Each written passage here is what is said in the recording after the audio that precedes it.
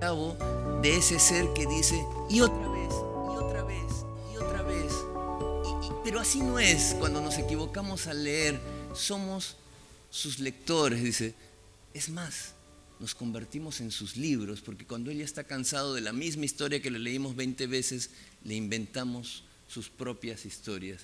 Yo recuerdo a mi esposa que empezaba a contarle a mis hijas sobre la historia de cuando ellas eran bebés y estaban en el vientre materno. Mi esposa, que no cuenta nunca historias literarias, se convierte en un libro para las hijas. Entonces, todos nos convertimos en mediadores en algún punto de nuestra vida. Irina ha dicho tantas cosas. Yo quería decirles que la mediación es eso, ¿no? Mediar, ser puente, como dijo Becky, entre algo que no se conoce, ya sea por carencia o por ignorancia, como en algunos casos, o porque hay demasiado. En las sociedades desarrolladas, como Estados Unidos, Europa, el mediador se necesita no porque no haya, sino porque hay demasiado. Es como entrar en un restaurante y ver un menú de 200 entradas, yo me enloquezco y ya no sé qué pedir. En las bibliotecas norteamericanas hay tanto que leer y ver que yo no puedo leer. Necesito a alguien que me diga y me pregunte qué es lo que yo necesito, qué es lo que yo quiero. Entonces, eso es lo que se entiende por un mediador.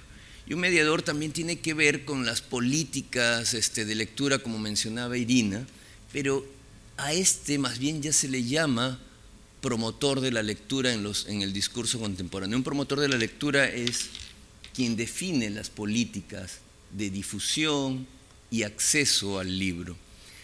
El animador de lectura, esa animación que estuvo tan de moda en los años 60, 70, en las bibliotecas de Nueva York, y Genevieve Pat llega a las bibliotecas de Nueva York y dice, ¡ah!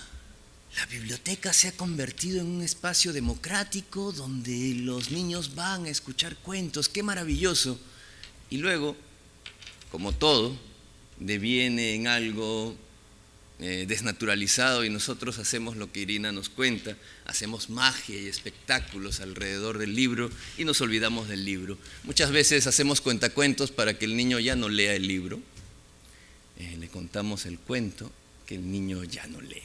Hacemos actividades de colorear, dibujar, para que el niño ya no lea. Eso es animación a la lectura, y el animador de la lectura es un mediador que está inmerso en la ejecución de una estrategia. ¿Qué más para seguir el discurso de Irina, que fue bastante amplio? ¿Qué cosa es la mediación? La mediación es una práctica educativa fuera, normalmente, del aula, porque se da en ambientes que no son el aula escolar, o si bien se dan en ambientes del aula escolar, se dan fuera del espacio curricular. Y así está bien que se den, porque una cosa es el texto escolar y enseñar lenguaje y enseñar literatura y enseñar retórica, y otra es incidir en los gustos, la formación, la competencia del lector. Esa es otra tarea muy diferente, que requiere un profesional diferente, que requiere habilidades diferentes, que requiere actitudes diferentes. A veces el profesor de literatura ni siquiera ha leído el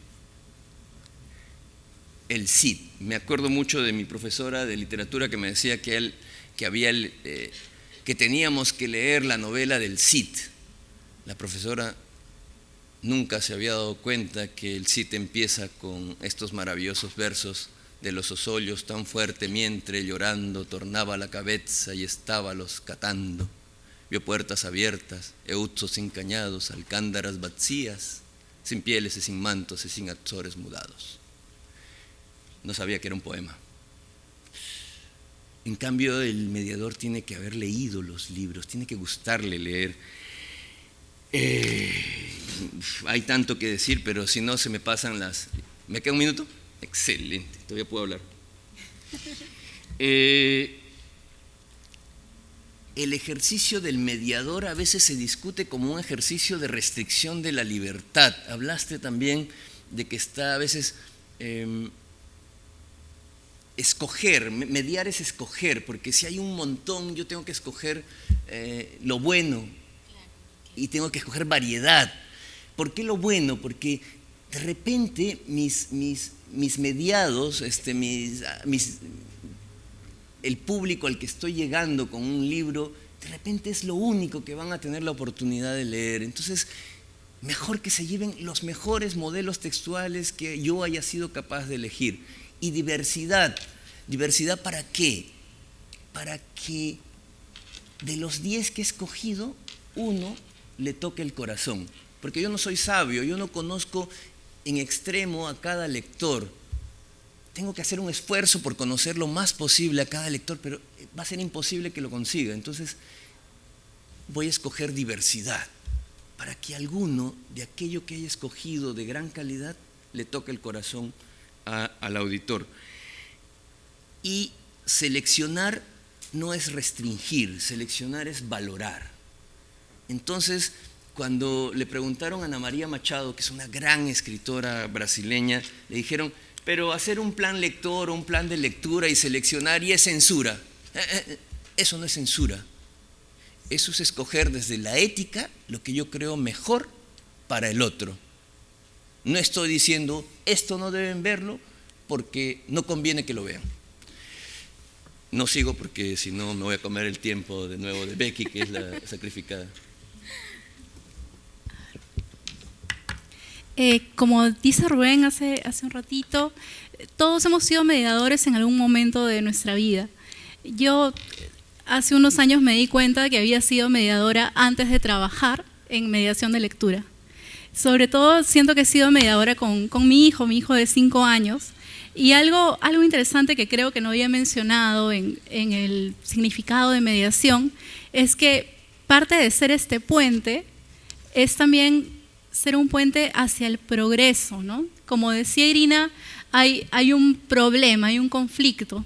En este caso, el conflicto es que tú puedes ayudar a que el lector que estás acercando a un libro pueda profundizar en él de una manera que quizás no podría llegar a hacerlo por sí solo, sea haciéndole preguntas, sea haciéndole notar ciertos aspectos del libro.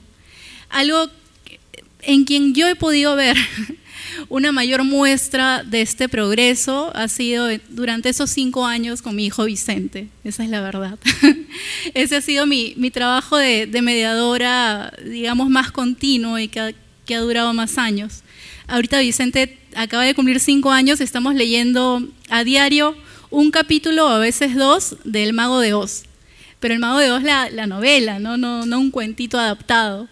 Y eso es algo muy rico para mí porque conforme se lo voy leyendo, a veces sí adapto una que otra palabra que, por ejemplo, no sé, que sea demasiado arcaica, que ya no sea utilizada, pero en otros casos sí le leo tal como están las palabras y le digo qué significan. Y a él sí le gusta mucho, o sea, siendo pequeño, saber el significado de las palabras. Entonces, por ejemplo, que Vicente use la palabra resplandeciente, así en su media lengua, y que sepa que es algo brillante, para mí es algo que me da mucho orgullo, ¿no? Porque siento que es un niño pequeño que ha progresado. Y hace unos días, bueno, ahorita ya estamos en el capítulo 14, pero hace unos días él cuando recién se despierta, primero dice mamá y así empieza a hablar como que medio dormido y me decía algo que yo no lograba entender. Y cuando logré entender qué decía era capítulo 8, capítulo 8. O sea, y era el capítulo 7 era el que habíamos leído la noche anterior. Y apenas despertándose ya estaba pensando en que quería que le leyera el capítulo 8. Y era porque seguramente se quedó soñando con el capítulo 7. Pero, o sea, eso para mí es una muestra de un progreso. Y eso es algo que también podemos ver cuando trabajamos con grupos que vienen siempre, digamos, ¿no? Por ejemplo, yo trabajé por 2 años aproximadamente en la Casa de la Literatura, en la sala infantil de la Casa de la Literatura, y algo muy lindo era que teníamos caseritos y caseritas, niños que iban a diario a leer. Muchos de esos niños eran hijos de las señoras que vendían en la calle, que está ahí al costado de la Casa de la Literatura, en Ancash, en Carabaya. Y estos niños, estas niñas, siendo de bajos recursos, yo creo que leían mucho más que niños que están en los mejores colegios del país. Leíamos con ellos libros álbum, ellas ya sabían detectar las muestras más, o sea, que a veces a nosotros mismos siendo adultos nos pueden pasar por alto, ¿no? O sea, se fijaban en los detalles del dibujito y me señalaban y yo decía, ¡ah, tienes razón, ahí estaba la jirafa, no sé, ¿no? Que había como una sombra y era la sombra de la jirafa y ellos lo detectaban de una manera así rapidísima, ¿no? Uy, ya, voy a volar un poquito. Entonces, estos niños, va un poco por lo que decía también Irina hace un rato. Una cosa es disponibilidad y otra cosa es acceso. Disponibilidad, ahí está la biblioteca abierta, quien quiera puede entrar, puede coger los libros, pero acceso es que verdaderamente vayan a hacerlo. Y para que nosotros podamos garantizar el acceso, tenemos que ser ese nexo que acerque a estos niños, a estos jóvenes, a estos adultos, a esos libros. Y eso es algo muy lindo que pasó con nosotras y estos caseritos que les comento, ¿no? Que leen 6, 7 libros a diario, a diario. Bueno, son libros a álbum, ¿no? Pero igual, o sea, ya se los conocen y todo. Y otra experiencia que voy a contar muy rapidito es la que tuve en los núcleos de lectura Imagina del Ministerio de Educación, que se dieron en 30 colegios, bueno, 24 en Lima, 6 en regiones. Yo trabajé el año pasado en esta experiencia y ahí también podíamos ver un progreso, porque eran 2 reuniones semanales. Eran en los colegios, pero eran fuera de horario escolar, eran por las tardes, entonces era algo voluntario. Quienes se inscribían era porque querían en verdad hacerlo, ¿no? Y en muchos de esos grupos que visité pude ver también que más allá del nivel de profundidad que llegan a tener en los libros, de que también la última parte venía a ser una creación en base a los libros, ellos escogían un producto que iban a realizar, un proyecto, se podía ver un progreso, porque sesión a sesión no solamente se avanzaba en la lectura de cierto libro, sino que también iban encontrando nuevas cosas en qué fijarse en los libros, ¿no? Por ejemplo, la primera sesión podía ser algo muy básico, conversaban qué tal, qué te pareció el libro, y luego iban desmenuzando más, iban entrando en el texto, iban construyendo sentido. Entonces, en estos programas que ya tienen un tiempo, se puede hacer que haya una continuidad y que se pueda llegar a algo que no se llegue en un día. Entonces eso también es muy rico. Y lo otro, que yo siento que también sucede sí o sí, es que hay un triángulo amoroso, que se le llama al triángulo que se forma entre el lector, el mediador y el libro. Porque es imposible que si tú muestras un libro que a ti te llena, que a ti te toca, que a ti te genera algo, a otra persona, definitivamente entre estos 3 se forma un vínculo. Y eso es algo que yo adoro a los niños con los que he leído en la Casa de la Literatura. Cuando voy así de pasadita y me encuentro con alguno, los abrazo, porque en verdad leyendo se generan vínculos, no solamente con el libro, sino con esa otra persona que lee contigo. Y bueno, quienes somos mamás, papás también lo sabemos, ¿no? Bueno, Irina en su inmensa generosidad ha decidido que va a donar nuestro tiempo a las preguntas si es que ustedes la tuvieran. Había un micrófono inalámbrico. ¿Se desapareció?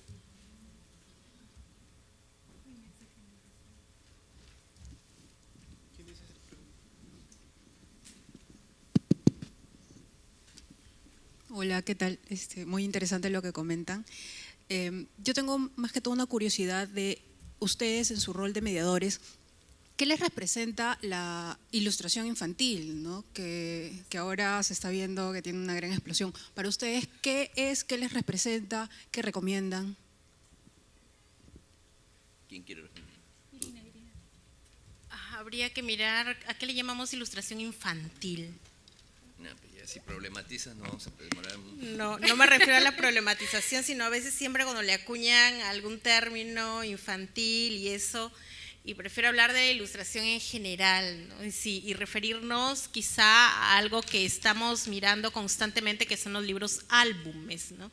Hay un libro muy interesante justamente de la colección del Fondo de Cultura Económica de Evelyn Arizpe, que se llama Los niños interpretan textos visuales. Ahí, por ejemplo, a veces sucede algo muy interesante ahora con que algún especialista, Cecilia Bayug, le ha llamado al libro álbum como un macrogénero, ¿no? Que el libro álbum aglutina varios géneros y que el libro álbum es lo que la literatura infantil le ha dado a la literatura y a la cultura. Tener una imagen, estar frente a una imagen, saber que esta tiene códigos también que ameritan ser descifrados, que el lector tiene que saber que está compuesto de una determinada manera y que el mediador de lectura ahora está frente a un reto mucho mayor, porque incluso para quienes hemos estudiado literatura infantil, nos conflictúa también el libro álbum, nos conflictúa la imagen. Ahora, ¿qué me parece? Pues tanto como en los libros de literatura infantil, por decirlo a secas, y en los libros álbum, vamos a encontrar de todo. Vamos a encontrar libros muy bien hechos y libros también mediocres, ¿no? Ahora cualquier cosa se le llama libro álbum, por ejemplo, ¿no? Un libro ilustrado es diferente y hay que decirlo, porque ya a mí me cansa siempre estar bordeando, rodeando, hablando en forma indirecta, pero no, particularmente aquí en la Feria del Libro yo estoy encontrando muy pocos libros que me satisfagan, sobre todo de literatura infantil, ¿no? Estamos en plena posmodernidad y ya me abruman las reescrituras, ya me abruman sobremanera. En fin, sí, la imagen también se lee y hay que aprender a leerla, hay que aprender un poco de semiótica visual. Y eso es a veces lo que no se toma en cuenta, o sea, se piensa que ser un mediador es simplemente impresionista. No, hay que formarse, si trabajamos con literatura hay que entrar un poco a estudiar de qué está compuesta la literatura. Es un artefacto estético, tiene códigos, tiene una forma particular de leerse. Y lo otro que recomiendo, algunos títulos, por ejemplo, de Anthony Brown, tiene libros o títulos tan complejos como por ejemplo Voces en el Parque, Zoológico. Otro autor de libros álbumes que a mí me gusta es David McKee, particularmente un libro de él que es Los Conquistadores. Luego Emily Hugh, es que tengo tantos en la cabeza que no se me ocurre ninguno. Y fundamentalmente es eso, y hay que saber mirar bien y leer bien para poder seleccionar y valorar, ¿no? Una valoración no es una censura, sino que es aplicar un conjunto de parámetros. En el caso de la literatura infantil yo lo asumo así, literarios, revisar el texto, revisar la ilustración, revisar qué significados o qué sentidos yo le acuño a ese texto, mirar cómo se puede mediar, qué me dice más allá ese texto, ¿no? Porque en realidad yo he visto en muchos programas de lectura unos títulos, madre mía, que mejor no den a leer nada, así, absolutamente mediocres, muchas veces, ¿no? Afortunadamente no son todos, pero sí hay mucho ahí. No sé si he cubierto la expectativa.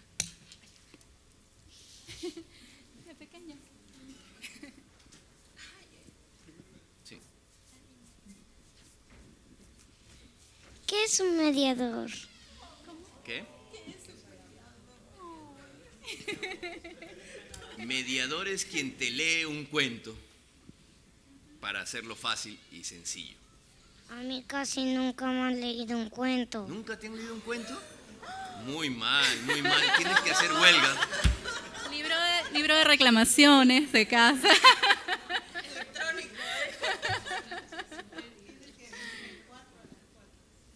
Hay que ir entonces a alguna biblioteca. ¿En tu biblioteca leen cuentos? ¿O hay que ir al Fondo de Cultura? Vamos ahorita al stand del Fondo de Cultura Económica y nosotros te leemos un cuento. Ahí en la Casa de la Literatura también. Hay muchos sitios donde leen cuentos gratis.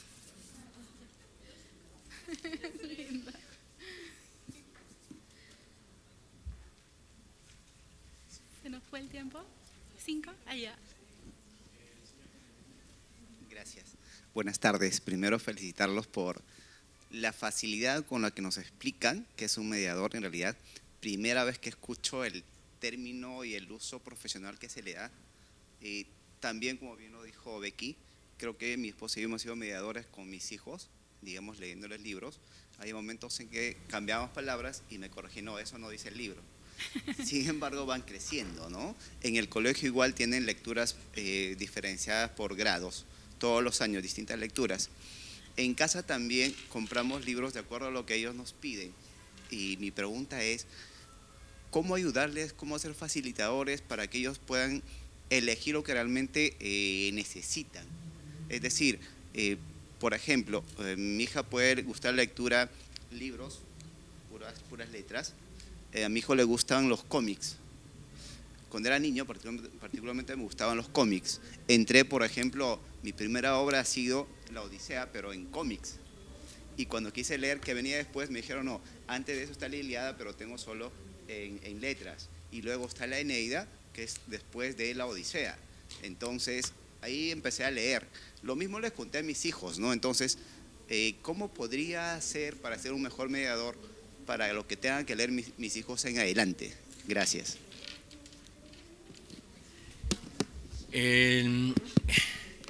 No hay receta. Mira, tengo 3 hijas y ninguna lee. Leyeron mucho hasta los 7 años. Y como la lectura es un derecho, tú tienes el derecho de no leer.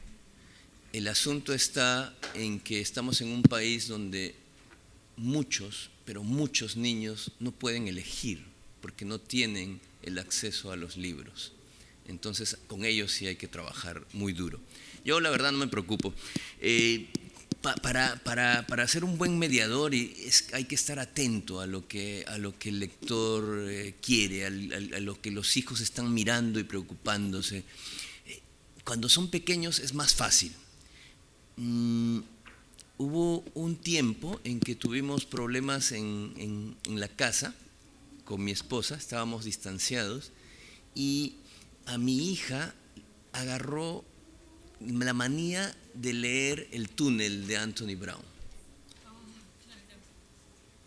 Y luego cogió Ruidos en el bosque. ¿Y de qué trataba? Perdón, En el bosque se llama. ¿Cierto, Ángela? Sí, en el bosque. En el bosque. ¿Por qué? Porque el papá se iba de la casa. Entonces los niños suelen saber antes que nosotros los adultos qué necesitan. Lo que hay que estar atento es poner a disposición la mayor cantidad de libros de gran calidad posibles, es dejar libros como quien deja chocolates. Y no entorpecer en ese descubrimiento. Deberías llevarlo a que rompan los libros a crisol, al Fondo de Cultura, luego los pagas, ¿no? Pero que estén ahí mirando qué les interesa y estar atento qué cosa le preocupa, conversar con ellos. Por eso decía al inicio que hay que tener en cuenta que los niños son interlocutores válidos, tienen voz, hay que escucharlos. Si no los escuchas, nunca te vas a enterar qué es lo que necesitan. Felicitarlos por su exposición. Ustedes hablaron de promotores, animadores y mediadores.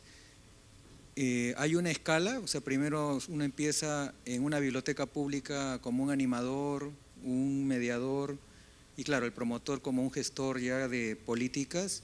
¿Y cuál sería el perfil psicológico para que una persona asuma este rol, ¿no?, de mediador, y si eso está legislado o se mueve a nivel de voluntariado, por la experiencia, ¿no?, que ustedes No, tienen. Becky es una mediadora cualificada y calificada, entonces te puede contar, creo, mejor que nosotros.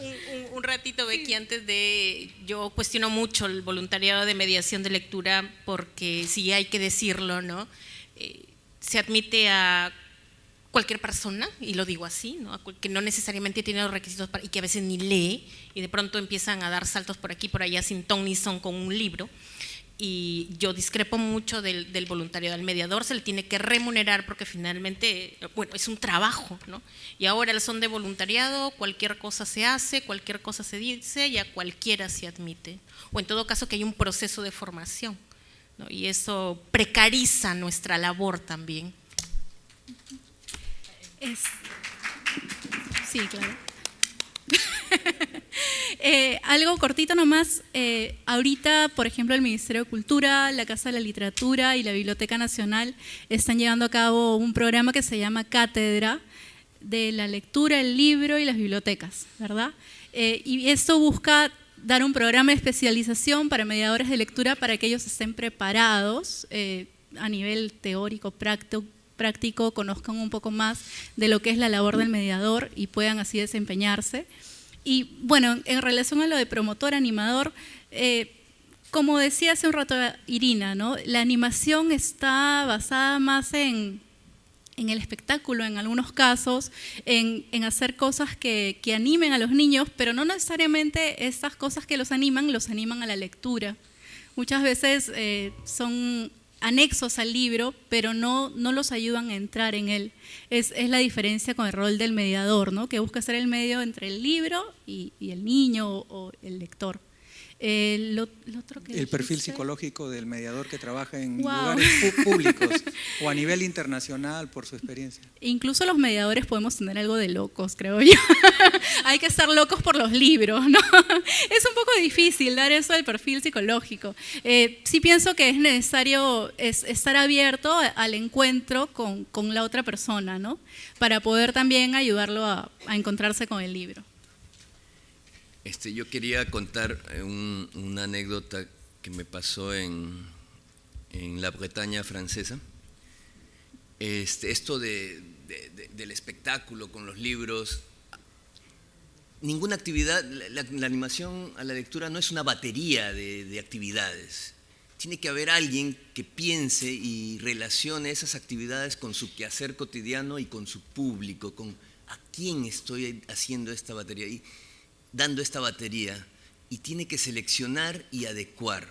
Pero hay cosas muy interesantes. Yo, saliendo de un museo en la Bretaña francesa, me encontré con un bus que regalaba chocolate caliente y hacía frío. Entonces fui a hacer mi filita para recibir el chocolate caliente. Entonces te hacían pasar al bus y el bus estaba vacío de las sillas, pero tenía anaqueles llenos de libros. Entonces te invitaban a pasar, a sentarte, a tomar chocolate caliente, y vinculaban la experiencia placentera de beber un chocolate caliente con la experiencia placentera de leer un buen libro. Porque ahí había un mediador que te preguntaba, bueno, ¿y tú qué lees? ¿Qué te gusta leer? Entonces esas cosas sí funcionan. Sería maravilloso que pongan aquí un bus con chocolate caliente, supongo que iría mucha gente a leer. Bueno, no sé si quieres cerrar tú, Irina, que eres la especialista del grupo. No, para nada. Eso es todo, amigos. Gracias.